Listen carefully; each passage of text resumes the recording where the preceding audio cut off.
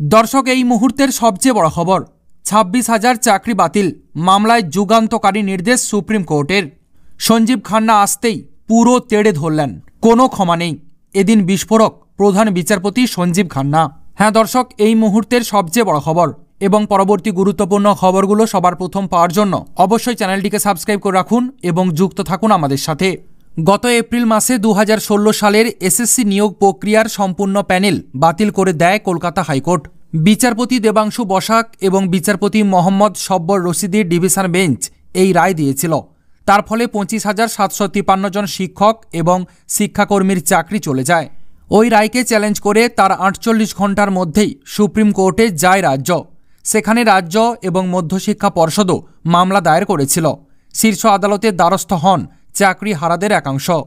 গত বৃহস্পতিবার এই মামলার শুনানি হওয়ার কথা থাকলেও প্রধান বিচারপতির বেঞ্চ জানিয়ে দিয়েছিল, পরবর্তী শুনানিতে মামলার সঙ্গে যুক্ত সকল পক্ষকে উপস্থিত থেকে বক্তব্য জানাতে হবে। স্থির হয় পরের শুনানি হবে 12 ডিসেম্বর, অর্থাৎ আজকে। কলকাতা হাইকোর্টের রায়ে চাকরি বাতিলের পাশাপাশি যারা মেয়াদ উত্তীর্ণ প্যানেলে চাকরি পেয়েছিলেন, যারা সাদা খাতা জমা করে চাকরি পেয়েছিলেন, তাদের বেতন ফেরত দেওয়ারও নির্দেশ দেওয়া হয়। 4 সপ্তাহের মধ্যে 12% হারে সুদসহ বেতন ফেরত দিতে বলা হয়েছিল ওই চাকরি প্রাপকদের। সেই বিষয়গুলিও সুপ্রিম কোর্টের নজরে আনা হয়েছিল। লোকসভা নির্বাচনের আগে ওই মামলার শুনানিতে কলকাতা হাইকোর্টের নির্দেশের ওপর অন্তর্বর্তীকালীন স্থগিতাদেশ দিয়েছিল শীর্ষ আদালত। পরের শুনানিতে তৎকালীন প্রধান বিচারপতি ডিওয়াই চন্দ্রচূড় জানিয়েছিল, তার বেঞ্চ আগে চাকরি বাতিল মামলার সঙ্গে যুক্ত 5 পক্ষ, রাজ্য, এসএসসি, সিবিআই, মূল মামলাকারী এবং যাদের চাকরি নিয়ে বিতর্ক, তাদের বক্তব্য শুনবে। তারপরই এই ব্যাপারে পরবর্তী নির্দেশ দেবে। তারপরে একাধিকবার শুনানির দিন বদলেছে। আর এদিন প্রধান বিচারপতি সঞ্জীব খান্না জানিয়েছেন, আগামী বৃহস্পতিবার মামলাটি শুনবেন তিনি। তার পর্যবেক্ষণ, আমরা দুটো বিষয় বিবেচনা করে দেখব। অহেতুক বিষয়টি নিয়ে জটিলতা বৃদ্ধি করব না। কি সেই দুটি বিষয় তাও জানিয়েছেন তিনি।